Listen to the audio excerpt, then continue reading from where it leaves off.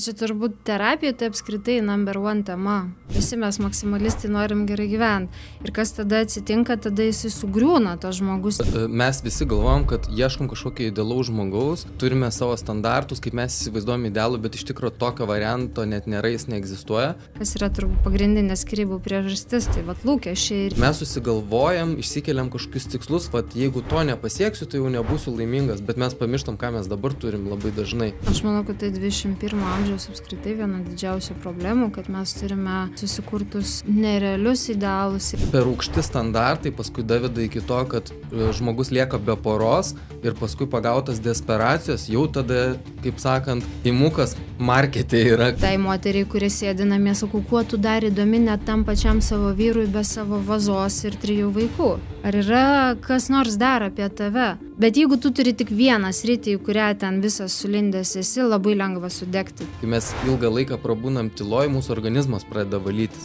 Dabar mes gyvename pasaulyje be taisyklių ir be ribų ir mūsų tėvam turbūt gerokai buvo lengviau seniau gyventi. Ar tikrai tau įdomu kiekvieną dieną tik tai kotletus kepti ir tas pačias dulkes zulinti? Ar tikrai tai yra viskas, ko tu gyvenime siekiai? Sveiki!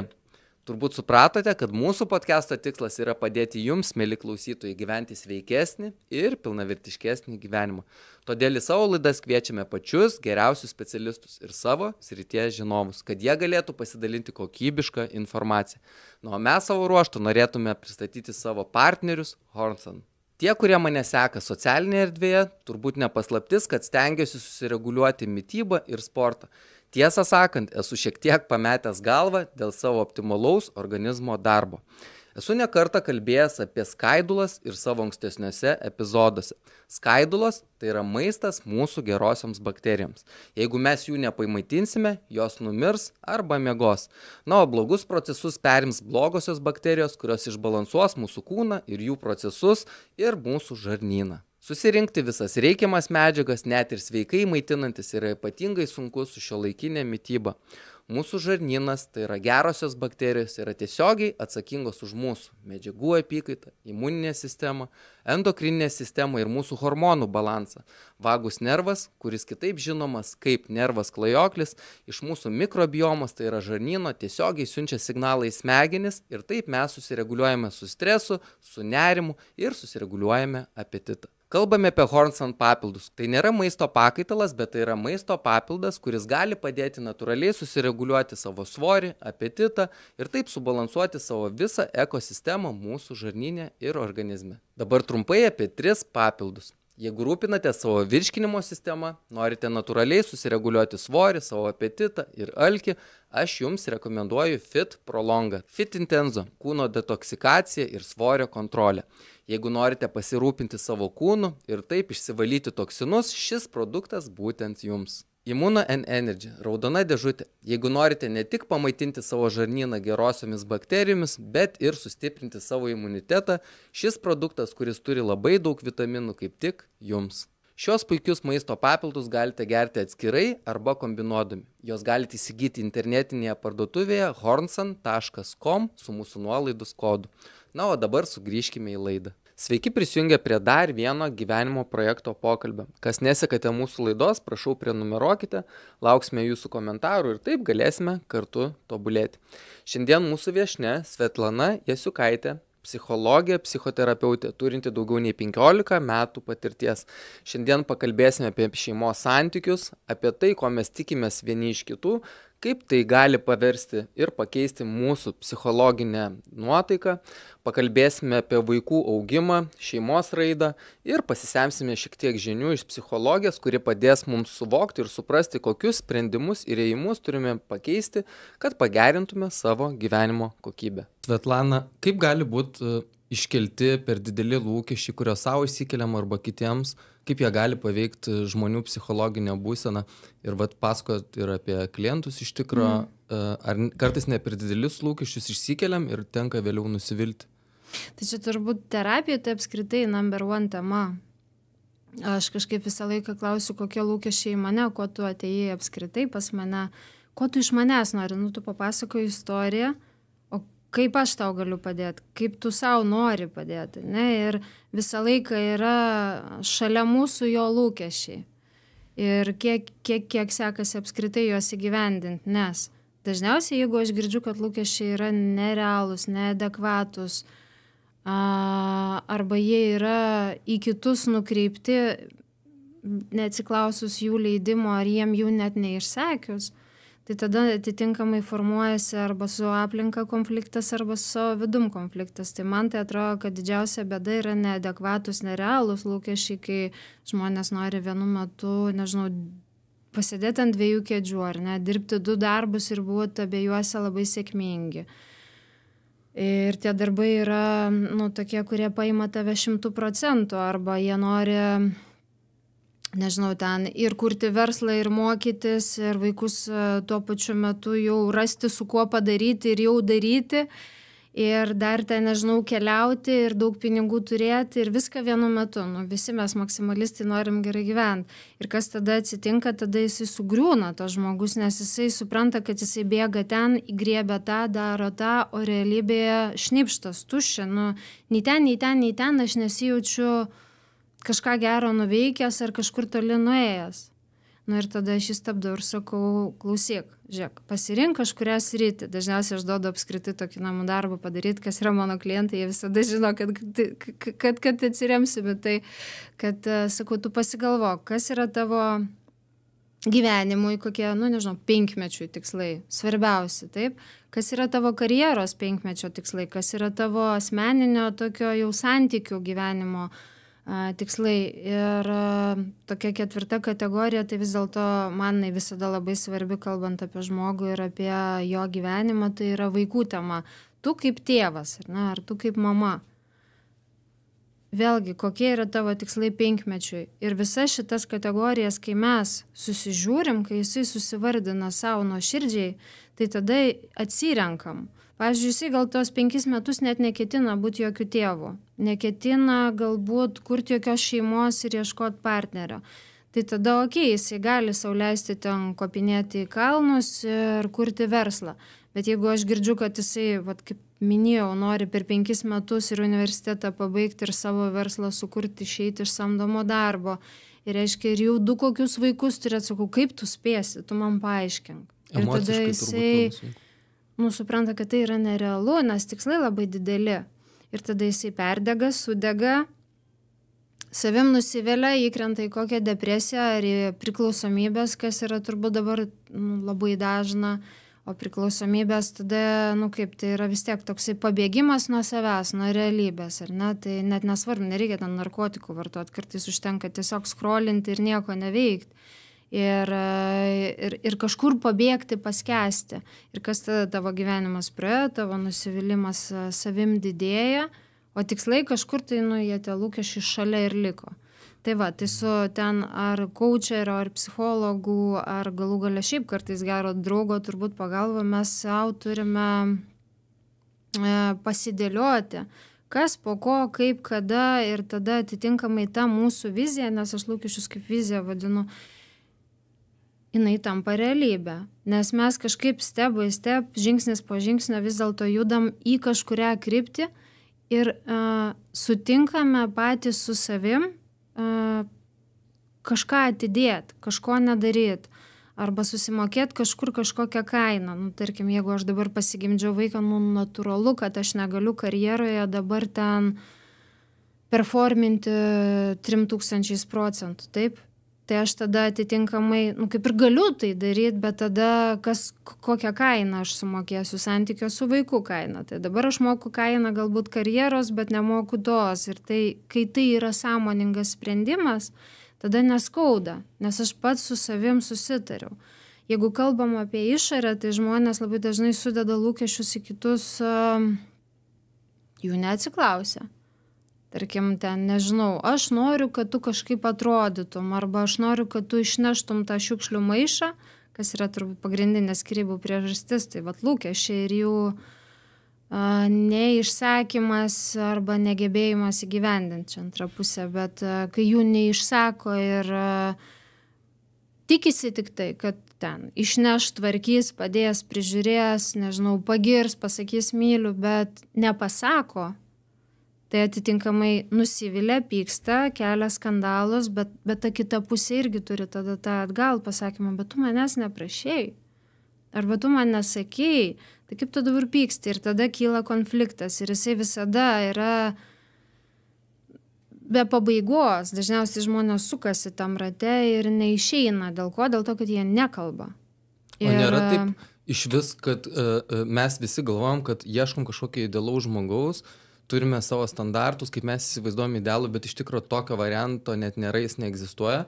Yra tik tai taip, arba mes galim priimti kito žmogaus trūkumus ir su jais susigyventi, susibalansuoti, darnoj gyventi, nes kitaip mes niekada tos pilnatvės ir negausime apie poros santykius kalbant. Aš manau, kad tai 21 amžiaus apskritai viena didžiausių problemų, kad mes turime susikurtus nerealius idealus ir jeigu aš moterų paprašau atsinešk, nesiseka, tarkim, santykius, atsinešk sąrašą savybių, kokio tu žmogaus norėtum, nesiseka, kad aš tave suprasčiau geriau ir kad galėtume kartu pasinagrinėti to tavo sąrašą, ko tu ieškai, kodėl tau nesiseka. Ir kai atsineša 3-5 lapus, aš pasimetu, nes aš klausau, žiūriu ir suprantu, kad tokio nėra. Neįmanoma ten tiek visko įgyvendinti, ne? Kad įtikti kažkam. Lūkesčiai per dideli. Jo, ir atitinkamai jo tada ir sakau, arba tu... Aš sakau vieną dalyką, kad atitikti turbūt ant to tavo idealo niekas neatitiks, bet tu visada gali pagalvoti, žiūrėk, vat šita dalis aš ją gebu priimti ar ne. O va šita dalis man trukdo ar netrukdo būti santykyje, ar jo pliusai nusveria minusus. Nes tada yra gerokai lengviau. Aš asmeninių pavyzdžių, tokių pasiremsiu, kai skyriausi su pirmu vyru, man buvo toksai klausimas, ar aš sugebėsiu po tų ten 13-14, neatsimenu kiek metų santokos, dabar priimti kitą žmogų, su jo ten kokiom išmėtytom kojinėm, ne? Ar ten paprasti buitiniai dalykai. Ar aš iš viso sugebėsiu sugyventi su kažkuo kitu, arba ar jisai sugebės su manim sugyventi, kai nuostatos jau yra kažkokie net sudėlioti scenarijai, standartai ir susigulėję. Ir atitinkamai, kai atėjo tas žmogus į gyvenimą, aš supratau vieną dalyką, kad jo, kai kurie dalykai kitaip, bet jie man netrukdo, nes aš va čia laiminga. Ir atitinkamai tada ten, nesvarbu, čia tik pavyzdys, aišku, bet tos kojinės, tai yra smulkmena. Bet jeigu kažkam tai yra kertinis dalykas, tai tada nebūk su juo, kam? Kam būti su kertiniai tau netinkančių žmogum? Dažniausiai aš visada tada sakau, pasižiūrėkit vertybės. Ar jos sutampa, ar yra ten tie... ten, nežinau, 1-5 punktai panašus bent. Ir pasikalbėkit apie tai ir gali net ir vertybės kartais sutapti, nepaisant to, kad jos keičiasi laike, bet punktai eiliškumus skirtis, pavyzdžiui, abiem patinka ten, nežinau, pinigai ir dirbti, ar ne? Bet vienas kel šeimą į pirmą numerį, o antras darbą ir kas tada vis tiek jie pjausis. Arba ten vienam rūpės sveikata, o kitam pramogas, arba vienam reikės ramybės, o kitam reikės kompanijų. Ir atitinkamai tada... Disbalansas. Taip, bet disbalansas visada įmanomas, bet tada, žmonės, kai įsivarna, jie gali bent jau savo pasigalvoti apskritai, kokią vertybę, kur aš galiu pastumti. Bet čia turbūt tai ir atsiranda komunikacija. Taip. O apie tos sąrašus kalbant, pas jaunimą turbūt gal nėra tų tokių sąrašų, nes vis tiek meilė iš pirmo žvilgsnio vis tiek dar tiki ir, man atrodo, viską taip naiviau žiūri. Galbūt, kai žmonės truputį daugiau subręsta, jie tada tas sąrašas atsiranda, nes standartai padidėja, bet aš matau kitą problemą ir labai dažną. Ir galbūt net pas moteris dėl to, kad per aukšti standartai paskui daveda iki to, kad žmogus lieka be poros ir paskui pagautas desperacijos, jau tada, kaip sakant, imukas markete yra, kas yra rinkoje. Taip aš čia juokais aišku sakau, bet imu, kas jau yra, nes nesisekė man su to sąrašu ir tada standartai iš labai aukštai pakrenta žemiau negu vidurkis turėtų būti. Čia aišku, aš viską perdėtai taip perpasakoju. Aš taip pasakysiu, kad tas, kas kėlė standartus, tas juos ir kelia. Ir tiesiog tada nuryja ir pats su savim vidu piktas būna. Aš dar turbūt kitą tendenciją pasakyčiau, kad tada jos tiesiog nori pasigimdyti su kažkuo vaiką. Jeigu tai yra apie laiką ir kad spaudžia laikas, tai tada tikrai ne kartą ir ne du girdėjau, kad okei, man tinka bet kas, pasidarykim vaiką nuo bet ko. Ir kad nepražiopsoti lango. Jo, ir tiek, ir man tavęs net nelabai reikia kaip partnerio. Jeigu mes kalbam apie sėkmingas moteris, kurios taip pat mano kabinete dažnai sėdi, kurios ten turi puikų automobilį, gražius namus, karjerą, viską jos turi, bet neturi vyro. Čia jos įvardina, kad sėkmė yra, nes kiekvienam žmogui sėkmė gali būti skirtinga. Tai tą, ką jūs išvardinot, čia jos įvardino tai kaip sėkmę. Ar kiekvienas žmogus savo sėkmės formulę tai turi yra, kitokį? manau, visuomenės pripaišyta sėkmės formulė, koks tu turi būti, kaip tu turi atrodyti. Pinigai, darbas, karjera. Jo, šiuolaikiniam pasaulyje, kad tu atrodytum sėkmingas. Ar tu viduj ten jautiesi sėkmingas, čia jau kita dalis, ne? Bet nėra tada problema, kad vienam iš tų dalykų subirėjus, tada ir visa sėkmė kaip ir subyra. Aš tai sakyčiau, subyra sėkmė tada, kai žmogus apskritai vieną dalyką turi. Ir kabinėjos tada žiauriai prie tų pačių klientų, kai jie sako, aš ten, tarkim, esu namų šeimininkė, rūpinos vaikais, vyrų, namų ten jaukumu, ir esu tame išsipildžius. Sakau, gerai, o jeigu tave vyras palieka, kur tu dėsies? Kur apsauga? Ne tai, kad apsauga, aš sakyčiau, tai ne apsauga, o kur tavo kitos dalys. Vat iš tų, kur aš prieš tai išvardinau 4 punktų, aš kaip žmogus, aš kaip darbuotojas, aš kaip mama ir aš kaip moteris ar ten vyras. Kai mes turime visumą, tai čia kažkas dingo, čia kažkas atsirado, okei. Bet žmonės labai linkia, ypač dabar, 21 amžiui, kur jie linkia visą save padėti. Arba aš kaip žmogus, ten visaip kaip, žodžiu, ieškoti to malonumų, išsipildymo ir visko. Arba karjera.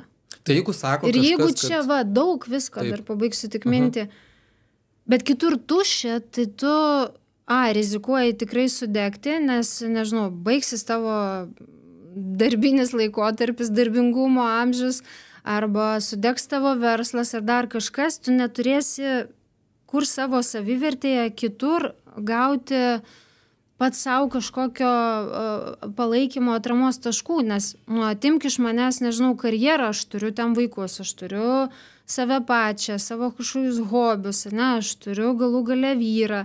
Atimk iš manęs vyrą, aš turiu karjerą, aš turiu vaikus, aš turiu namus ir hobius. Atimk hobius, aš visą kitą turiu. Bet jeigu aš turiu tik kažką vieno, čia dažniausiai jauno žmogus beje bėda ir yra, kad jie neturi, šiais laikais dažnai neturi namų, neturi santykių, tokių pastovių, neturi vaikų, jie turi darbą. Ir dažnai, jeigu tai yra prabangus geras ofisas, darbe viską. Nuo PlayStation'o iki ledų aparatų, iki vakarėlių, iki paryčių ir darbą. Sakau, išjunk tą darbą, kas iš tavęs lieka ir kuo tu tada apskritai tą kitą partnerį pritrauksi, kuo tu dar įdomus be savo darbo, ne? Taip pat tai moteriai, kurie sėdi namie, sakau, kuo tu dar įdomi net tam pačiam savo vyrui be savo vazos ir 3 vaikų. Ar yra kas nors dar apie tave? Tai man atrodo, kad ir visa savivertė stovi, jeigu jinai stovi iš daugybės skirtingų detalyčių, jos niekas neatims, nesugriaus, nesutryps, turi labai stipriai susifeilinti, kad jaustis kažkokiu tada lūzeriu. Bet jeigu tu turi tik vieną sritį, į kurią ten visas sulindęs esi, labai lengva sudegti, čia kaip rusiška ruletė, arba pasisekė, arba ne. Bet jeigu moteris sako, tai jos tada apgaudinėja save, nes nėra to kažkokio pilnavertiškumo, nes sako, mane vyras pilnai išlaiko, aš galėčiau dirbti ir savo tos pinigėlius pasimti, bet man to nereikia, aš esu namų šeimininkė, aš esu laiminga, tai čia žmonės save apgaudinėja, nes tikrai dažnai galim girdėti tokių istorijų. Kažkokia maža dalelė, gal žmonių, jeigu jie ten save pilnai realizuoja, gal jie ir jaučiasi laimingi, bet labiausiai tai man norisi sakyti, visos jos meluoja. Ta prasme, ar tikrai tau įdomu kiekvieną dieną tik tai kotletus kepti ir tas pačias dulkes zulinti? Ar tikrai tai yra viskas, kuo tu gyvenime siekiai? Ir kai aš kalbu su to moterim, aš atrandu, kad jos nori tapyti, ar jos ten bando piešti ant šilko, ar jos turi savo kažkokią verslo idėją, kurią užglušina ir kažkur pastumia į kampą, nes jos tiesiog, gal kaip posovietinės moterys nemoka savim pasirūpinti, savo poreikių. Jos jų net nežino, negirdi. Ir tada pradedam kaip nuo 1 klasės ir abėcėlės juos įsivardinti, kas tau dar gyvenime yra svarbu ir rūpi. Bet tai nėra, kad ten dabar čia yra kažkoks tai fake, kad jos nelaimingas. Gal jos tam savo burbule yra laimingos, bet būkim biedni ir teisingi, iki manęs ateina jau nelaimingi variantai, ne? Kur kažkur vis tiek nerimas krebžda viduj. Ir dar aš tą nelaimingumą ir laimingumą filtruoju pagal žmogaus emocinį raštingumą, apskritai emocinį intelektą. Čia tas populiarus 21 amžiaus vėlgi žodis. Psichologai jie vertina raidą ne tik pagal tai, koks tu esi protingas ar sėkmingas, bet ir pagal tai, kiek tu esi emociškai raštingas, subrendęs. Ir žmogui gali būti ir kem 5, bet viduj 3 metukai. Ir kas tada, ar ne? Ir tada jo sprendimai yra labai nebrandus. Jisai gali, nežinau, galbūt net įmonės vadovas, bet kai jam ten kažkas nesiseka, kažkam ir į galvą duoti, taip? Kodėl? Todėl, kad jisai nevaldo savo absoliučiai emocijų, tarkim, ne? Jis jų net nemoka įvardinti, nemoka atpažinti. Ir aš, nežinau, duodu 9%, kad net jeigu jūsų paklausčiau, kokios net 5 pagrindinės emocijos, retas, kuris gebėtų jomis laviruoti, kalbėdamas apie save ir savo jausmus čia ir dabar.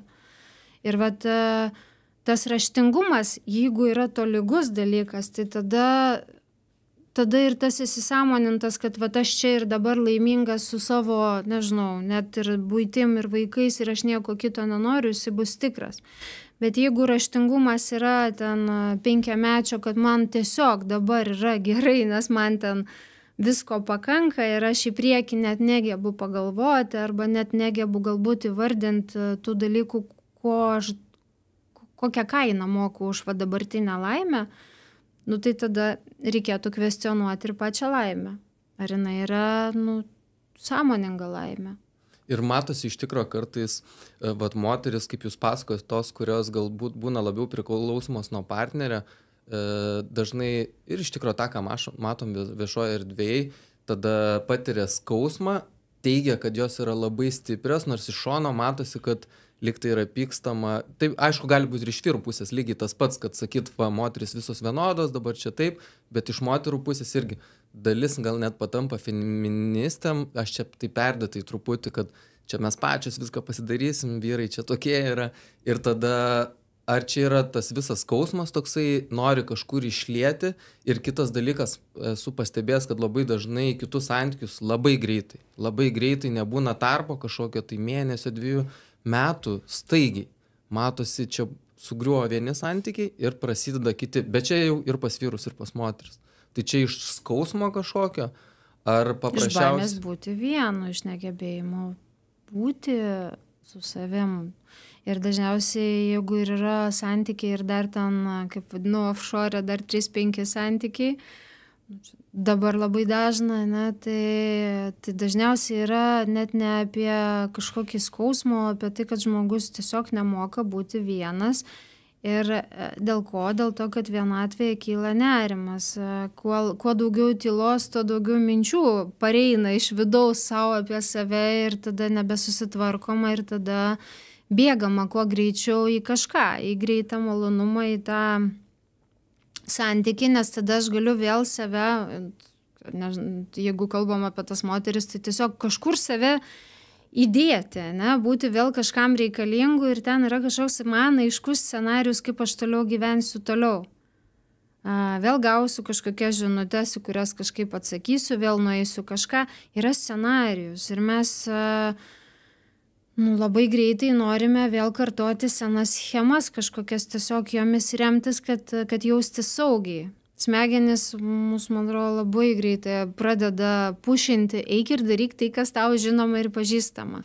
Įsirašyk tu tą Tinderį, gauk tu tų pleistriukų, net nesvarbu vyras, moteris, pasiimk tu to dėmesio, viskas su tuo tvarko, jeigu tau tai bus lengviau išbūti tą tokį palikimo visą skausmą, viskas, tu nesivelk į jokius rimtus santykius, tu tiesiog išeik išgerk kavos. Tu tiesiog nueik pasipuošk. Tikrai nereikia gulėti lovą, verkti, apsikabinus pagalvę, pasiėmus tą vyno butelį vieną po kito gerti ir taip ten kažkur skandinti savo skausmą. Tikrai galima per santykį jaustis geriau, jaustis saugiau, atstatinėti tą savivertę, nes ją labai sunku atstatyti, kai tave kažkas, pavyzdžiui, palieka. Taip, tu pusę savęs tarsi kažkur netekęs vaikštai. Nes dažniausiai vis tiek palieka skaudžiai, tau susako dalykus, koks tu ten nebuvai, netapai, kažko nedavė ir panašiai. Ir tai skauda ir mes greitai norime tų pleistriukų, greitai norime jaustis gerai vėl. Tai viskas su tuo gerai, bet kai tai yra su kokiu terapeutu, tai tada tai yra apie tai, kad žiūrėk, sakau, nesivelk, nedaryk, pabūk ilgiau tame, pabūk kažkiek viena ar ten vienas. Pasityrinėk, jeigu tu šoki nuo vieno prie kito iš karto net nepagalvojęs, tai greičiausiai šoksi ant tiesiog sekančio tokio paties grėblio. Tu neišsispręsi savo bėdų, dėl ko tas santykis iširo, arba jeigu tai buvo tau netinkamas partneris, tu taip ir nesuprasi, kaip tu jį tokį pritraukiai, nes mes visi vieni kitus vis tiek kažkokiu būdu pritraukiam vienokius ar kitokius žmonės. Čia jau daugiau pasąmoniniai dalykai, ką mes pritraukiam ir ko mes ieškom pasąmonėje viduje, taip. Tai, sakau, pasibūk su tuo, patyrinėk, pavaikščiok, paieškok, pažiūrėk, kas tau patinka, nepatinka, išgerk su 10 kavos ir susiprasi, kas tau apskritai tinka, kas yra apie tave, tau, tavo ir tada yra okei ir daryk tu tą santykį kažkokį su kažkuo. Bet jeigu tu, sakau, įkrisi iš karto į lovą, tada ten po mėnesio jau planuosi, kaip jisai tau, nežinau, kažką nupirks arba bus ten keli vaikai su juo, tai greičiausiai tai yra pasmerkta žūt, nes tu net nežinai, ar tai yra tavo žmogus. Ar tu pasibuvai pats su savim ir supratai, kiek tau 1, 2, 3 tiko. Bet čia dar, sakyčiau, vėlgi yra per kartas labai skirtingos tendencijos, dėl ko žmonės skiriasi ten taikstosi ir kaip jie tada įeina į tą kitą santykį, dėl kokių dalykų ir priežasčių. Jeigu ten vyresni žmonės gal iš tikrųjų, kad atrodyti kažkaip socialiai sėkmingesni arba savo rate neatrodyti kažkokiais nevykėliais, tai jaunimas gal iš tikrųjų tiesiog dėl didelių tokių lūkesčių ir savo ir kitam ir jų negebėjimo viename žmoguje susirasti apskritai, ką mes pačioje pradžioje kalbėjom, kad sąrašai dideli ir kartais jie yra neadekvatūs, ne? Ir atitinkamai tada šokinėjama ir labai dažnai tikrai prie 30 aš jau girdžiu, tai gal man niekur nebereikia. Nieko čia nėra. Sakau, palauk, jeigu pasaulyje kokie 9 milijardai ar 8, kiek čia tų žmonių, pusę išmeskim, tarkim, kad yra tavo tos pačios lyties, dar pusę atmeskim pensininkų ir vaikų, vis tiek, blema, yra didelis kiekis žmonių, kurie tau gal visai pritiktų. Sakau, ar tikrai ten nieko nėra, ar tu nemoki ieškoti, ar tu nežinai, ko tu nori. Tai va taip. O lūkesčių kėlimas čia buvo tarp suaugusių santykiai, o iš tikrųjų gana didelė problema, galbūt net pas tėvus kartais mes norim, kad vaikai turbūt sektų ir mūsų profesiją, arba bent jau būtų nemažesnių standartų tą, ką mums teko pasiekti, o patys didžiausi lūkesčiai turbūt yra generacijose, kur gal verslai kažkokie yra, ir ar tie dideli tikslai negali psichologiškai žaloti vaikų? Faktas, viena mano, turbūt sakyčiau, vieno turtingiausių Lietuvos žmonių dukra labai gražiai pasakė, žinai, visi galvoja, kad kai mano tėtis numirs, aš tapsiu labai labai turtinga, net ne milijonierė, turbūt ten milijardierė jau. Bet sako, aš šiaip tai paveldėsiu milijoninės skolas, nes viskas yra investuota, niekam tai net neįdomu, ne, kaip aš susitvarkysiu su visu šito didžiulė gigantinė verslo mašina. Tai čia tokia brandesnė asmenybė kalba. Tie paprastesni tokie variantai, kur labiau, aš sakau, pamaitinti pinigų vaikai, bet ne meilės ir dėmesio, jie tiesiog taško tos pinigus ir apie nieką per stipriai negalvoja, nesijaudina ten taip jau stipriai. O jeigu dar paprasčiau eilinės šeimos, sakykime. O tas eilinės šeimos, tai aš dar taip sakyčiau, žinot, nebūtinai tėvai tos lūkesčius vaikam labai ir kelia, ypač šiais laikais. Čia anksčiau buvo, dar mano amžiaus, tai tikrai kėlė, tu eik ir studijuok ten tą teisę, kažkokie ten ekonomika, ten yra pinigai, tu nebūk ten tuo pianistu ar futbolininku. Dabar, aš sakyčiau, tėvai gerokai lankstesnė yra ir geriau girdi savo vaikus. Bet tėvai patys save yra suvarę su lūkesčių krūva savo. Ir kadangi vaikai žiūri į tėvus kaip į autoritetus, kaip į dievus, jie nori būti panašus į tėvus. Ir atitinkamai, jeigu jie mato, kad tėvai daug dirba, daug stengiasi, daug siekia, bet finiše nėra labai laimingi, jie kartais ir nebesupranta, tai kur ta laimė, B, jie vis dėlto kelia ir savo tą tokį perfekcionizmo lūkestį, to tokį begalybės lūkestį, kad aš turiu eiti iki begalybės ir siekti kuo toliau, tuo daugiau, neturiu tos aiškios ribos, kaip ta laimė pasiekiama apskritai, kas yra laimė.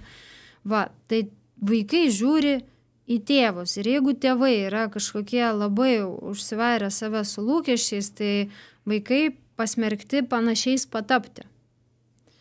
Ir jeigu jiem nepavyksta, tada save kaltinti. Atitinkamai nekalbu, yra ir tų tėvų, kurie ir pušina tos vaikus, tu eik daryk, stenkis, nes aš einu, darau, stengiuosi ir klijuojam tą kurpalių. Net nesvarbu kokios ryty, jeigu vaikas pasakė, oi, noriu pažaisti futbolą, nueiti, tai jau viskas, jau tu ten turi būti jau čempionas. Tu negali tiesiog pažaisti futbolą, nors ilgą laiką gyvenime vaikai tiesiog testuojasi aplinką ir pavyzdžiui, visa paauglystė tam ir skirta, jinai net taip ir vadinasi, vaidmenų sumaištis, kur mes matuojamės kaukės, mes matuojamės vaidmenis, šukuosenas, įvaizdžius, žmonės šalia, vertybės matuojamas, jas lyginam su tėvų vertybėm ir viskas yra okei būti tame chaose ir ieškoti savęs. O tėvam tai dažnai yra nesuprantama ir jie įsivaizduoja, jeigu tu nuėjai, tu turi eiti toliau, tu turi ten jau varyti iki galo toj srity. Arba jeigu aš ten pasiekiau tiek, tu turi pasiekti tiek. Yra dalis ir tokių, aišku, variantų. Tai kas tada su to vaiku viduje vyksta, jeigu jam nepavyksta? Aišku, jis jaučiasi kaltas. Iš kalties pareina labai skirtingi dalykai. Dalis vaikų, ir man pritars beje tėvai, kurie turi ne vieną, tarkim, net užteks 2 vaikų, kaip skirtingai vaikai reaguoja į tuos pačius lūkesčius ir reikalavimus. Tai dalis vaikų pataps tais vadinamais geručiukais, tai reiškia, jie kartais sakau people pleaseriais, po to užauga, kad jie viską stengiasi daryti gerai, visiems įtikti, patikti, tie geri berniukai, geros mergaitės, negalima pasakyti ne, visiems aš turiu būti geras ir įtikti, kad gauti tą pritarimą ir meilę. Ir jie tada pameta patys save tame siekime patenkinti viso pasaulio lūkesčius.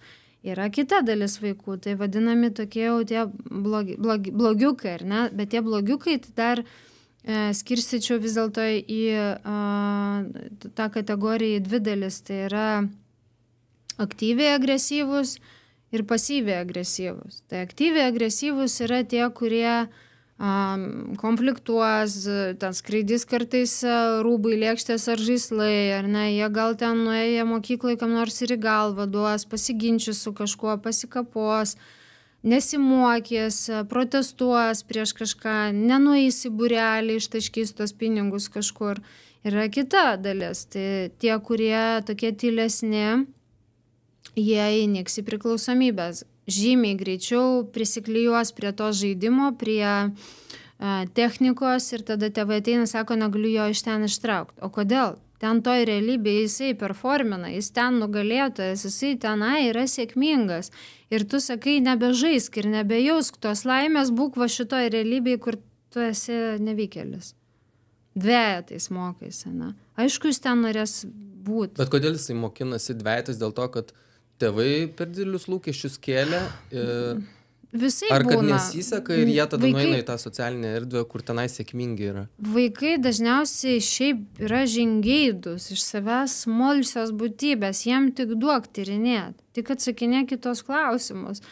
Bet yra dalis pedagogų, su kuriais nepasiseka, ne, ten kokia nors mokytoja negeba paaiškinti, nemėgsta tavęs, neišimkim to, kad nebūtinai visą tėvai kalti, taip. Yra ten kokios lauko sąlygos, kuriuose yra tas vaikas, kokia nors triukšminga klasė, kurioje neįmanoma mokytis. Yra dalykai, kurie sekasi ir nesiseka. Aš kaip sakau, tėvų yra pagrindinė rolė apskritai padėti vaikui suprasti, kur tu gabus, kur tu negabus. Dabar, jeigu tu gabus ten, ko mes kartu su tavim vis dėlto sieksim labiau, nes vaikui vienam labai sunku atsirinkti tom begalybėje, toje visokiausių pasaulio siūlomų dalykų, taip?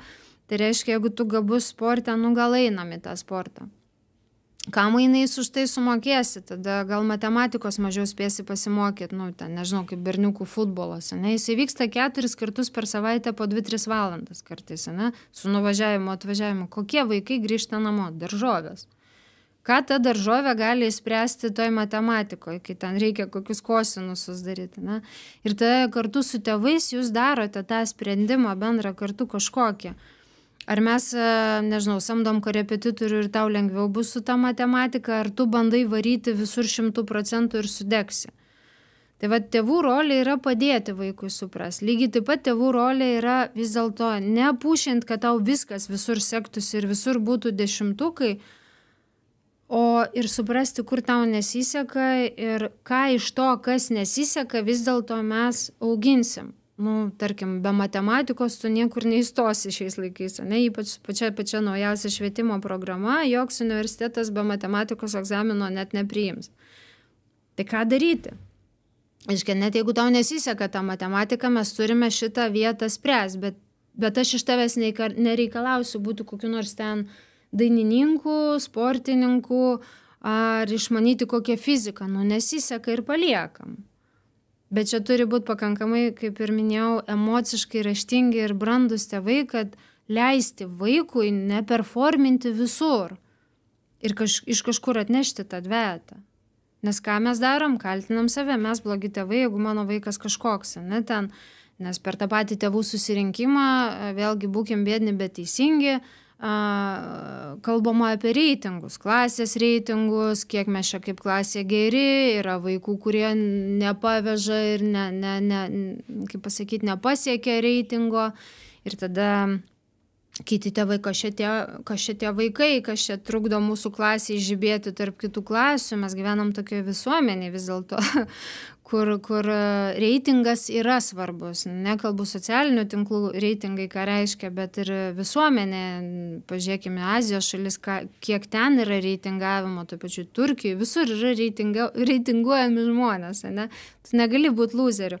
Bet jeigu tu turi savo stipriųjų pusių ir turi kažkur silpnųjų, tavęs nesulaužys jokie šitie pasakymai, kad tu kažkoks tai nevykęs, nes tu žinosi, kur tu esi vykęs ir jeigu tave tėvai iš nugaros parems ir palaikys, kad tu čia gerai varai, varyk toliau, o čia padėsim, o čia tiek to, užaugs puikiai sveika asmenybė. Jeigu mes visur ten tą vaiką pušinsim ant visko, arba ypatingai ant to, ko mes patys norim, bet jis net nenori, pavyzdžiui, jeigu mes ten pedantai, o vaikas yra nevala, tai gresia kas? Sulaužyti asmenybę.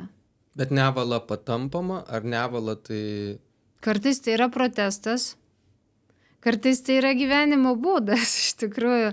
Nes jisai koks nors ten menininkas ir koncentruojasi į visiškai kitas sritis, jis nemato tų dulkių, kokias matai tu.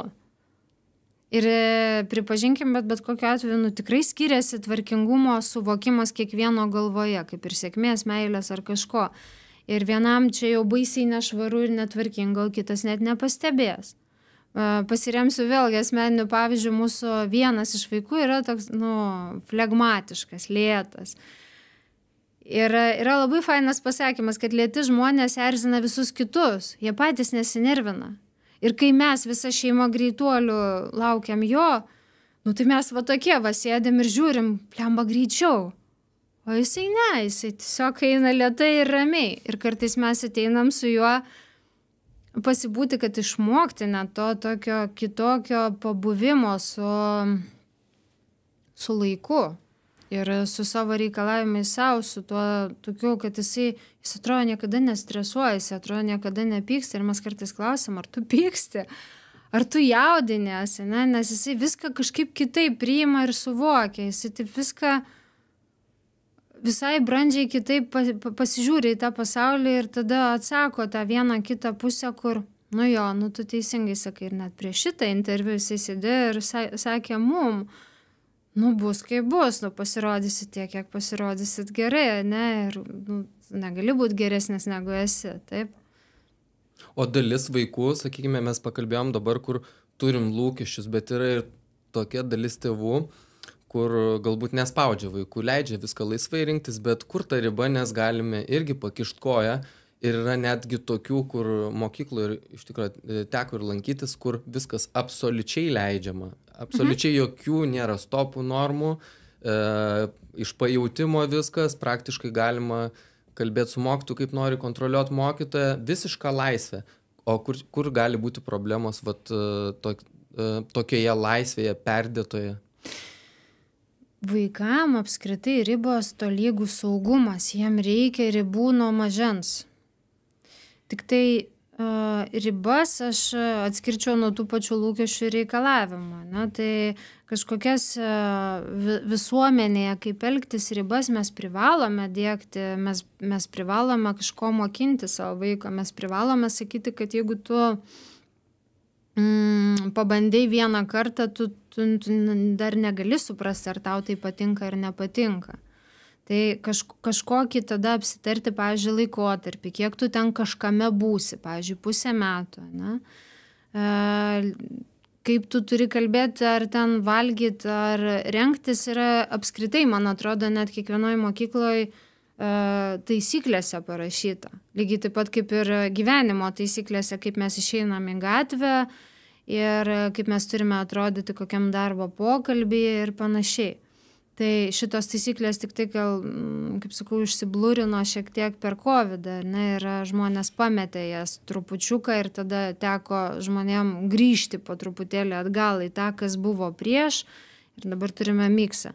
Bet šiaip vaikam yra reikalingos ribos ir jeigu tėvai tas ribas aiškės turi ir jeigu vaikai tas ribas supranta, kartais sakau, tiesiog pasikabinkit, nežinau, 5 taisyklės ant šaldytuvo. Bet laikykitės jų visi. Ir jau bus okei, ir jau bus gana. Kokios, pavyzdžiui, taisyklės? Nu, aš, pavyzdžiui, labiausiai mano mylima turbūt yra taisyklė, sakom, ačiū, prašau ir atsiprašau. Į ją sutelpa tiek daug visko, nes mes nepamirštame šeimoje padėkoti. Jeigu mes supykome ir išsilėjome, mes nepamirštame, ateinam ir atsiprašom. Ir nebūtinai vaikai, suaugę irgi, taip. Ir tas prašau tai irgi apie mandagumą. Prašau paduok ar duok, atnešk. Tai va šita taisyklė labai daug savyje vertybių visokių kaupia. Ir jeigu mes tų tokių mažų taisyklių laikomės namie, mums net nereikės kažko labai tam vaikui aiškinti, kaip jam elgtis gatvėje. Tu iš tolo pamatysi, kokios yra namie taisyklės ir vertybės diegiamos vaikui. Kas yra jam leidžiama, kas ne. Aš turiu nepamiršiu vienos konsultacijos, kur per pirmą vizitą vaikas pas mane užšoko ant stalo su visais batais, kažką tai ten nuo kokios tai lentynos pasigrebė, tada į mano rankinuką spėjo įlyst, kažką pasigrabaliojo tenai ir tada mes atsisėdom ir pasikalbėjom. Ir kiek metų buvo tam vaikui? Nu, man atrodo, 3 koks. Taip, jisai turėjo hiperaktyvumo sutrikimą, bet kokiu atveju jisai neturėjo ribų ir taisyklių suvokimo apskritai. Ir viena yra hiperaktyvumas, kita yra vis dėlto kažkokie vertybiniai pamatai, kuriuos tu su savim turi. Ir jeigu remsimės to mokyklom, kur ten viską leidžia, tai aš nežinau, ar leidžia dėl to, kad tėvai turtingi ir bijoma yra prarasti pinigus ir dar vieną vaiką. Ar tai yra filosofija? Taip. Jeigu tai yra filosofija, tai dažniausiai kiekvienoje filosofijoje yra vėl ribos. Ir visa filosofija, jinai stovi ant kažkokių pamatų. Leisti, net ir kultūriškai ten būna, leisti viską iki 5 metų riba, ne, ten leisti pradiniai mokykloje viską. Bet tada ta riba kažkaip labai greitai baigėsi ir tie vaikai staiga turi užaugti. Tai nėra taip, kad jiem viskas visada leidžiama ir kuo didesnė laisvė, tuo realioj filosofijai, tuo ten daugiau yra šiaip tai normų ir taisyklių. Bėda turbūt yra kita, kad žmonės jie interpretuoja, neįsigilina, jie nori, viskas supratau, darau, kaip prieraiši tėvystė kokia. Kur ten, tada aš sutinku klientus, kur 11 metų vaikus dar guldo šalia savęs į lovą ir migdo. Arba eina į dušą ir plauna galvą. Tai nėra jau sveika riba turbūt, taip, ir žmonės tiesiog neįsigilinę, perinterpretuoja ir tada taiko taisyklę, bet tai net nėra tos filosofijos taisyklė. Tai va, tai čia aš labai tą atskirčiau filosofiją nuo to, kaip mes ją suprantame, tą taisyklę, ribą ir visą tą kažkokią tai filosofiją. Jūs kaip paminėjot, man atrodo labai gerai, bet šitas visas moralinės vertybės ir aš iš tikrųjų sutikčiau su jumis, kad visos tos pamatinės vertybės, ačiū, prašau, viso gero, mokėt kreiptis jūs, jeigu mes turėsim tas pamatinės vertybės, tai toliau gyvenime mes galim būti skirtingi kaip individai, bet aš pastebėjau vieną tokį dalyką, kad visuomeniai žmonės, kurie yra kažkokie kitokie išskirtinai, net ir aš pastebėjau paskutiniu metu, aš pakeičiau požiūrį, kad tie žmonės, kurie turi kitokį požiūrį, net toks, koksai yra daugumos arba socialiai pripažintas, mes tos žmonės visus žiūrim kaip keistuoliai ir juos daugiau linkę esam atstumti, riboti kažkaip, primažinti garsą, kad jie kuo mažiau girdėtus, kuo mažiau lystų ir tą saviraišką bandom nustumti. Tai va šita problema yra, o tarp suaugusių ypatingai mes kalbėjom, jūs pasakėt apie tą skirstimą žmonių, tai labai jaučiasi, kad finansiškai mes skirstom, jisai vairuoja tą, jisai turi tą, labai jaučiasi, kad yra, vertinam žmonės ne pagal jų vertybės, bet labai protingas. Kiek mes kartu esam girdėję, labai protingas žmogus, fainai buvo su juo pabendrauti, girdim, bet ne taip dažnai kaip, ar matai kokią mašiną vairuoja, matai kokį jisai įmonę, kokį dydžio turi, arba ar matai ten, kokį rankenuką jisai turi. Viskas sukasi į finansus. Kodėl taip atsitiko, kad mes, ar čia yra kažkoks saugumas, ar visuomenės nustatytos normos, kad viskas taip stipriai susirėmė į finansus šiais laikais? Ar tai mūsų nesaugumas, kai šitam pasaulyje matom, kiek daug visi visko turi. Anksčiau tiek visko nematėm, tai visi savo kaime gyveni ir ten net pasvajot negalėjai pamatyti, kaip ten kažkas Dubajų gyvena. Taip? Klausimas, ar turi dar iš tikrųjų? Ne visada tą, ką mes matom. Ne, čia dar kita istorija. Kai ten išsinuomoja tuos ten automobilius, kad ten pasifilmuoti ir pasifotografuoti. Ne. Aš kalbu apie tai, kad iš tikrųjų tai yra didžiulis nesaugumas mūsų viduje ir ten jo pametamas tas vertybės, bet iš nesaugumo ir čia kalba tik tai mūsų pačių kompleksai. Čia nekalba nieko tas žmogus apie tą kitą nesako, jis viską apie save sako. Man taip atrodo. Ir turbūt iš tikrųjų taip yra. Ir jeigu jisai ten, koksai automobilis, ten ar tu matei tą ar aną, tai norisi tada sakyti, tai eik ir nusipirk ir turėk, taip? Nes realiai tai koks skirtumas, koks yra jo automobilis. Tau skauda, koks yra jo automobilis, tai kodėl tau skauda? Reiškia, kažkur yra nepilnavertiškumas, neįgyvendintos, nepriteklius kažkoks. Bet aš galvočiau, kad čia galbūt Lietuva gerai perėjo kažkokios kartos Sovietų sąjungą, bet man tą patį, žinokit, ir ne ką mažiau teko ir užsienį matyti, kur to nepritekliaus tokio nebuvo tose kartose. Ten dar didesnis toks yra. Tai kodėl taip? Tai aš pasakyčiau taip, kad dabar mes gyvename pasaulyje be taisyklių ir be ribų ir mūsų tėvam turbūt gerokai buvo lengviau seniau gyventi. Nes buvo pakankamai aiškus scenarijai ir įsivaizdavimai, kaip atrodo sėkmingas žmogus, kaip atrodo elgiasi ir ką daro sėkmingas žmogus. Ir tame buvo kas ten, kažkokie scenarijai, nežinau, kada reikia susilaukti vaikų, ar reikia baigti aukštąjį mokslą, kokios profesijos yra tos, kur tu būsi turtingas. Ir šeima tau galėdavo pasakyti, ar apskritai tu ten gali eiti. Jeigu tu neturi pinigų studijuoti, medicinos, tai tu ir iš tikrųjų ir nuleidi savo kartelį ir aš būsiu slaugė. Ne? Dabar mes ką matome, jeigu jūs pakalbėtumėt, kaip aš ten kasdienybėj kalbu su paaugliais, ne?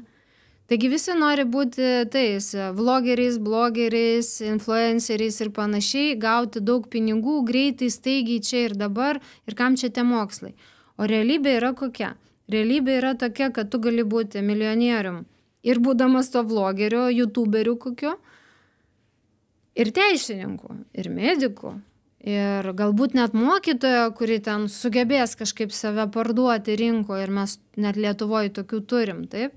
Bet čia yra vis tiek išimtis, jeigu imtume didelį srautą, čia nėra taisyklė. Nebūtent, aš sakyčiau, kad vidutiniokų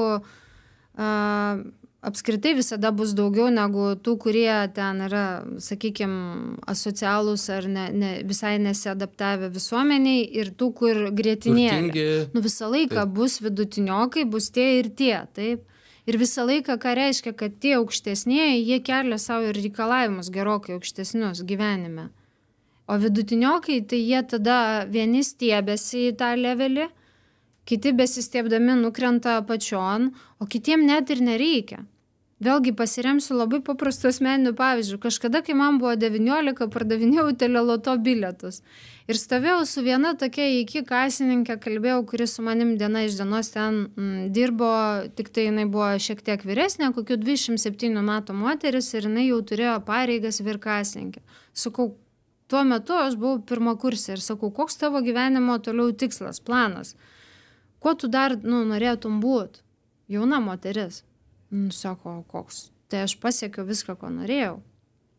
Bet gal ir nėra tas blogai iš tikrųjų. Taip, ir tuo metu aš suglumau, kaip čia taip, virkasininkė, jinai pasiekė visko gyvenime, ko norėjo. Nes mano tai tikslai, wow.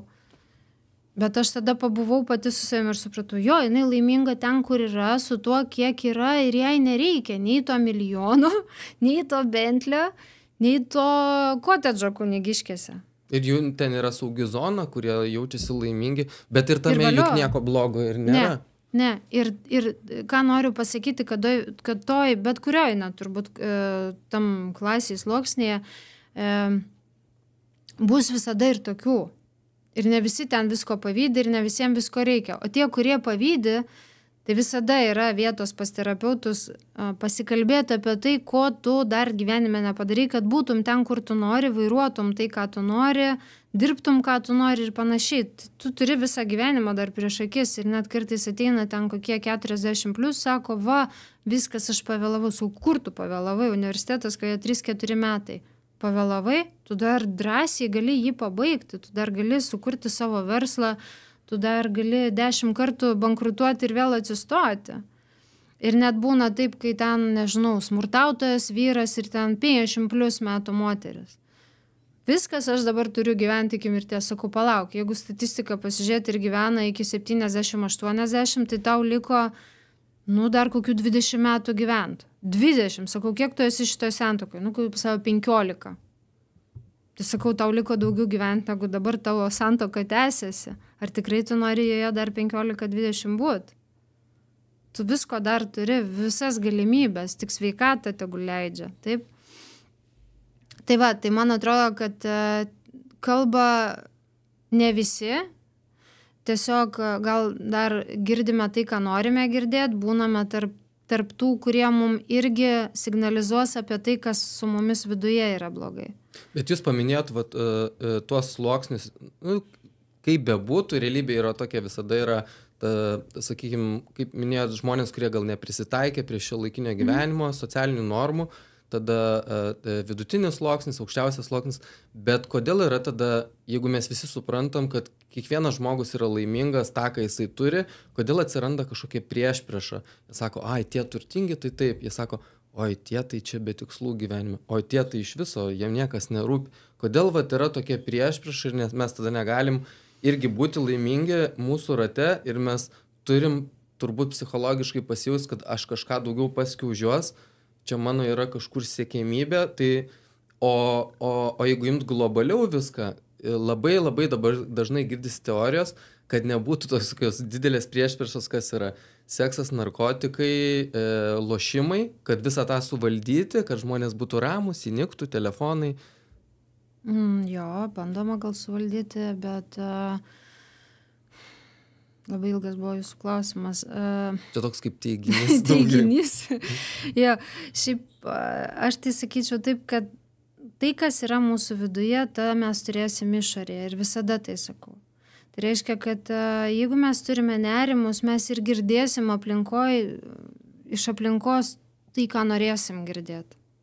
Tai bet kokiu atveju nėra viskas taip, kad visi viską sako ir visi įsivaizduoja ir visi viską turi suprasti. Visi mes emociškai skirtingai esam brandus, skirtingai pažengę ir tame tada skirtingai ir pykstam, pavydim, skirtingai jaučiamės laimingi. Jeigu vienam užtenka rankinuko, gal kitam reikia korporacijos, ne? Ir tas rankinukas tai čia eilinis pirkinys, o kažkas tai gal džiaugiasi ir tiesiog būdamas to virkasininko, ne?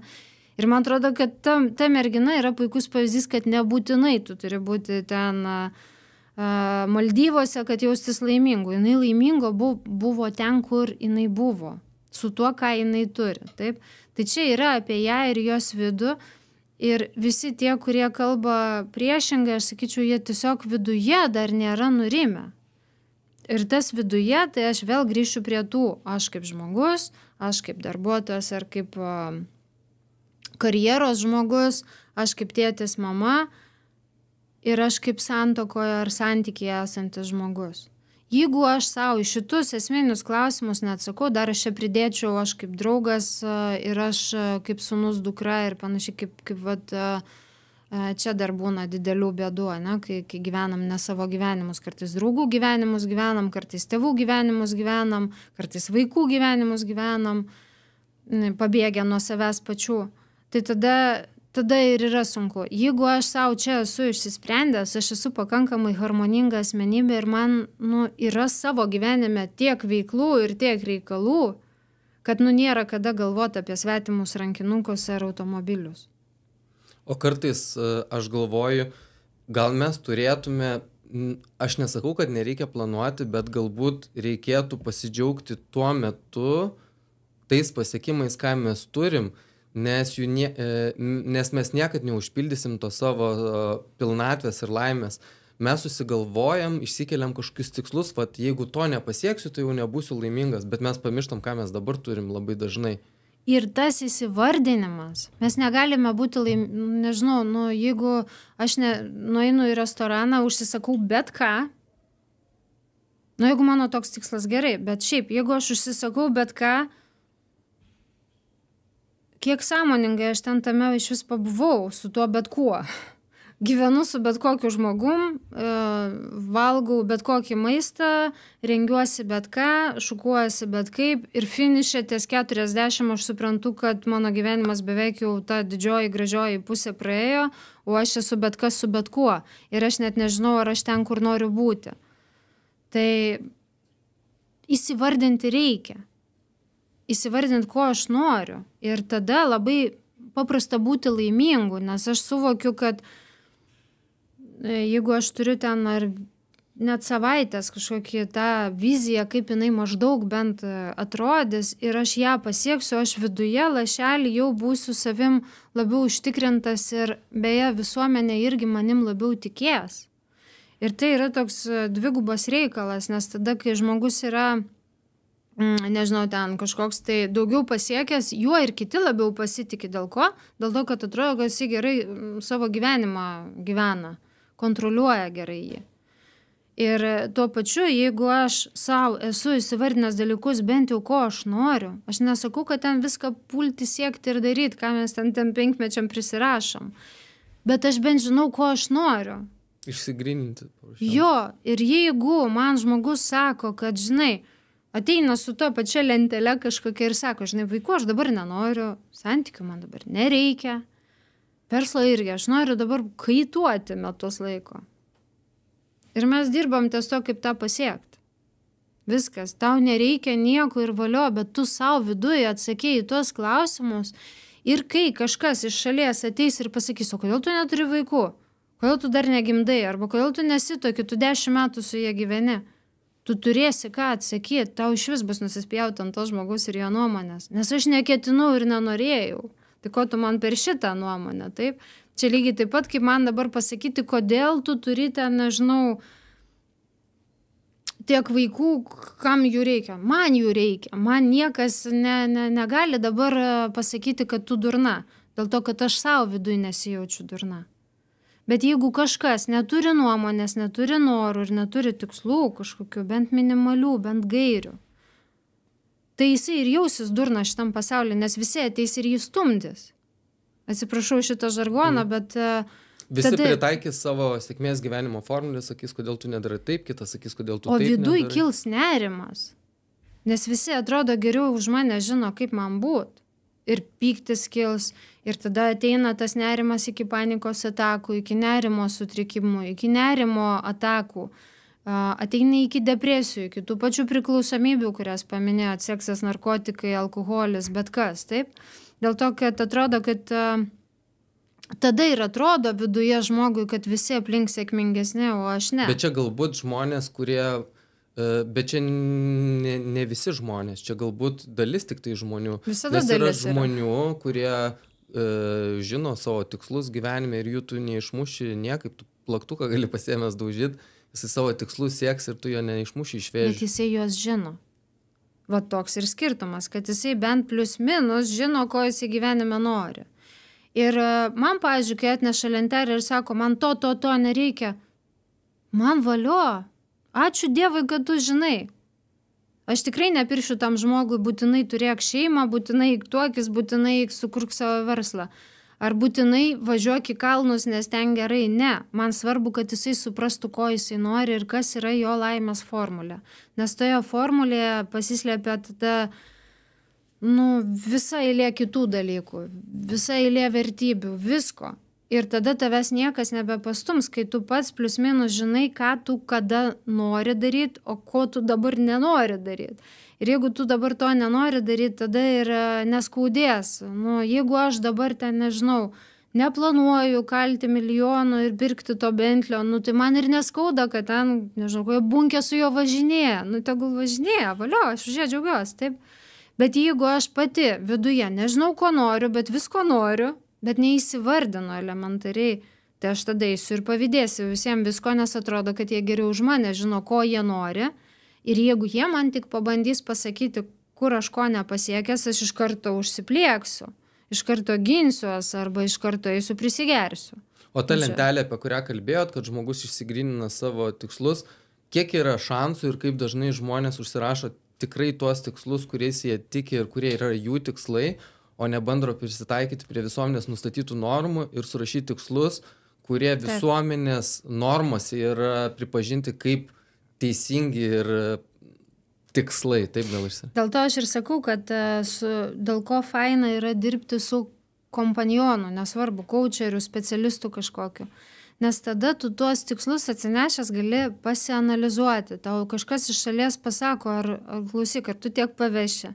Arba pasako, čia tikrai tavo, aš tave pažįstu jau ten, nežinau, 5 metų. Aš kažkaip, man sunku suderinti tavo šitą lentelę su tavim pačiu. Ne? Ir tada tai yra toksai jau svarstymas ir dėliojimasis. Bet antras mano namų darbas labai dažnai būna po šitos lentelės, tai yra, sakau, susirašyk deadline'us. Pagal tau svarbą.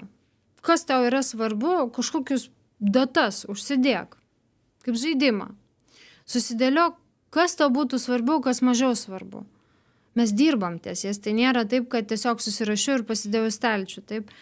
Ir tame visame gimsta sąmoningumas, ateina tas suvokimas kažkoks paties žmogus ir šalia labai dažnai paprašau, sakau, žiūrėk, išsidėliok tą lentelę į punktus būtent, kaip jūs ir sakėt, sakau, kas yra tavo tėvelio ar visuomenės primesta, kas yra tavo vidiniai dalykai, o kas yra tavo baimės. Na, čia irgi labai svarbi dalis, kaip sakau, tarakonai, tie skeletai spintoje visada sėdi. Ir nežinau, ten baimė ten pasenti, todėl ten desperacija kažką labai ten stipriai daryti. Ar tai yra tikrai tavo tikslas, ar tai yra tavo baimė kažkokia? Ir ar mes dirbam su tavo baime? Ar mes dirbam su šito tikslu apskritai? Ar mes dirbam su tavo kita puse? Su tavęs priėmimu, kur dabar turbūt on top tema, kalbant apie šiuolaikinį žmogų. Savęs priėmimas, savo kūno priėmimas, savęs priėmimas šitam chaose, nes, kaip sakiau, pasaulis dabar yra labai chaotiškas, atrodo, yra visko daug ir aš ne visai sutikčiau, kad visi lieka užribyje, kartais atvirkščiai juos iškelia ant piedestalo, tuos keistuolius, ne? Ir nereikia toliai eiti, ta pati kokia TikToko platforma atrodo ir stovi, kuo tu būsi keistesnis ar kvailiau išsireikši ten, tuo tu būsi populiaresnis ir daugiau tenai sekėjų turėsi. Ir nebūtinai protingai kalbėdamas, tu ten gali kiečių pusę sieną daužyti ir rinkti laikus, na, arba kaip mano vaikai ateina ir sako, va, aš irgi noriu taip uždirbti tiek ten, nežinau, pinigų, pažiūrėk, koks jisai sėkmingas, mažesnieji vaikai. Pamatė, kaip ten žmogus klaviatūros daužo ir juokiasi ir jiem atrodo faina. Va, jisai čia linksminasi ir jisai ten sako, jeigu dar ten jūs paprašysit, pakomentuosit man komentaruose, aš dar sudaužysiu daugiau klaviatūrų. Nu šiaip, mums suaugusiems tai atrodo keista, jisai iš to milijonus uždirbo. Vaikai, vėl jie gauna kažką tai, excitementą kažkokį iš to, kad tėvai tai neleidžia daužyti, ne? O čia kažkas tai leidžia ir jisai dar suaugęs yra. Nu ir jiem tenai iš viso chaosas tada, kur yra tiesa, kur yra kokia riba, kur yra kokios taisyklės teisingos ir mes gyvenam šitokiam laike, pusė pasaulio dirba iš užsienio, na kažkur tai ir mes tada taip norim Maldyvose dirbti, pusė pasaulio rengiasi šortus ir eina į darbą ten žaliais plaukais, o mes tai savo neleidžiam, kažkodėl darbdavys mums neleidžia, ne? Ir šitam bardake mes turim susivokti, kas esame mes, kokio sudėjimo mes norime būti, kaip mes senti norime, kiek iš tikrųjų mes turime turėti ar norime turėti vaikų. Čia irgi reikėtų atskirti norime ir turime, nes dabar yra iš vis madinga nebeturėti, ar ne? Tai vėlgi toksai, o tai čia mano noras neturėti, čia kitų primestas noras, apskritai, ar man tie vaikai reikalingi. Aš visada kviečiu žiūrėti sąmoningai, į visą tai. Galbūt iš tikrųjų nereikalingi. Gal aš čia nuėjau lengviausių kelių ir radau tame prasme, ne? Nes man tada labai lengva pakelti užpakalį nuo sofos ir eiti kažką daryti. Ten pinigus kalti, būti sveikai, kad juos sugebėt dar užauginti. Man tada labai lengva rasti gyvenime prasme. Aš turiu dėl ko stengtis visada, kiekvieną dieną, taip? O tas, kas neturi, aš tada sakau, nu okei, valio, bet o kuo tu juos pakeisi? Nes tai yra mūsų prigimtinė genetiškai kažkur tai paprogramuota dalis. Mes mylimės ne tik dėl malonumo, ne, ir dėl giminės kažkojo pratęsimo, bet yra ir ta kita pusė, kuo tu juos pakeisi. Jeigu pakeisi, o tikrai galima pakeisti, nežinau, gal tu būt mokslininku nori ir pasiekti pasaulyje kažkokių didelių pasiekimų, kokioj farmacijos srityje, ne? Valio, gal tu nori pastatyti kažkokią mega korporaciją, irgi valio ir tau tai ten bus prasmė. Gal tu nori, nežinau, gelbėti Afrikos vaikus. Jeigu tu tame rasi prasmę, tokią, kad numiręs prieš mirtį, sakysi, kad nugyvenau gerą gyvenimą, prasmingą tokį, kokį norėjau, valio. Bet tada atitinkamai tai ir yra, savo turbūt reikia tiesiog užduotis, susidėliotos atsakymus, kas yra tavo gyvenimo tikslas, prasmė, esmė, apie ką tu. Nes dažniausiai pas mane į kabinetą nuo 20 iki 35 ir ateinu su šito klausimu, aš nežinau, ką aš čia veikiu, aš jau ten patiriu didžiulį nerimą, patiriu kokį tėvų ar draugų spaudimą ir aš skęstu. skęstu narkotikuose, skęstu geimindamas ten po 24 valandas per parą, jeigu savaitgalis, tai ką veikiu? Geiminu. Koks buvo tavo savaitgalis? Visą laiką pražaidžiu ir lovai pragulėjau. Tai jiegi ne vien iš vidinės laimės ten toj lovai guli. Dažniausiai jie, kai ateina į kabinetą ir atsiveria, tai yra apie tuštumą, kad jie pasimetė šitam begalinėme pasirinkimų kiekyje, nes pasaulyje nebėra aiškių taisyklių, aiškių, kas yra tavo namai, kas yra tavo darbas, iš kur tu turi dirbti, kas yra teisinga, nieko nebėra, jokių ribų, jokių, kaip mūsų tėvai turėjo kažkokias gairės, dabar jų nebėra. Ir tikrai taip, gali būti turtingas kostiumuotis, gali būti labai labai turtingas sėdėdamas Tailande ir vesdamas kažkokį vlogą. Abu jie sėkmingi. Abu jie gali būti pavyzdžiais, tik tai tada tam jaunam žmogui reikia atsirinkti, kurią pusę eit. O kas jeigu ne, jeigu nepasisekė, tai kur aš toliau eisiu, o kas aš tada, jeigu aš ten sukišau visą savo energiją, kas aš dar be šito dalyko, šitoj srity. O ką jūs palinkėtumėt žmonėm, iš tikrųjų jūs net pati ir uždavėt klausimą, į kurį galėtumėt atsakyti ir palinkėti žiūrovams, žmonės, kur yra pasiklydę, pasimetę nuo viso didelio triukšmo, nuo viso to didelio greičio, koks būtų palinkėjimas, nuo ko pradėti ir kokius žingsnius jiems dėti, kad daryti teigiamus pasikeitimus, kad jie turėtų pilnavertį gyvenimą ir būtų patenkinti tom, ką daro, esama situacija. Taip madingai pasakysiu, tai su kažkuo pasikalbėti, bet jeigu neišeina pasikalbėti, nes priemonių dabar yra begalė tam, tai vis dėlto tada tiesiog su savim pasikalbėti, pasiimti tą tokį kažkokį dienoraštį, pradėti rašyti, stebėtis, kaip aš gyvenu, pasiskaityti po mėnesio tą dienoraštį, ten tos kasdienybės, kuo aš gyvenu, nes mes nepastebėm kartais. Tiesiog pasigalvoti, kaip ir ta mano lentelė, taigi yra visiškai toks basic dalykas, kurį gali kiekvienas atsisėsti ir pasidaryti, kokiam aš taške esu ir kokiam noriu būti ir ką aš turiu dėl to padaryti, kokius žingsnelius nueiti. Ir jeigu kiekvienas bent nuoširdžiai valandą, 2 tam skirs, aš duodu galvą nukirs, kad jis tikrai savo atsakymus suras į savo tuos labiausiai didelius nerimus, Ir jeigu toje lentelėje atsiras punktų nueiti pas terapeutą, kaip pas pagalbininką, nes aš pasimetęs, tai irgi valio. Ir net nebūtinai terapeutą, kartais geras draugas irgi gali tau duoti 1, 2, 3 įžvalgą ir aš labai dažnai sakau, nueik pas savo draugus, giminas, pažįstamus ir pasiklausnėk apie save. Išgirsk savo dalykų, gerų, blogų apie save ir atsineš čia ir pasikalbėkim. Ką tu atsineši, ką tu išgirsi, gal tu kažko net nepastebi. Kaip tie tėvai gal neįdėjo to suvokimo, kad tu čia esi geras ir talentingas ir tu ir nevertini tų dalykų, tu jau dabar daug turi. Ir turbūt labai dažnai aš ką pasakau žmonėm, kad tu jau dabar labai dažnai daug ką turi ir šitoj bėgimo tempe žmonės to nebevertina, nepastebi ir pirmų numerių, ar tam porom, kurios ateina, sakau, žiūrėkit, jūs jau faini, kad jūs atėjot. Jūs jau daug pasiekę. Ne su kirviais lakstot, o atėjot ir kalbat, ne?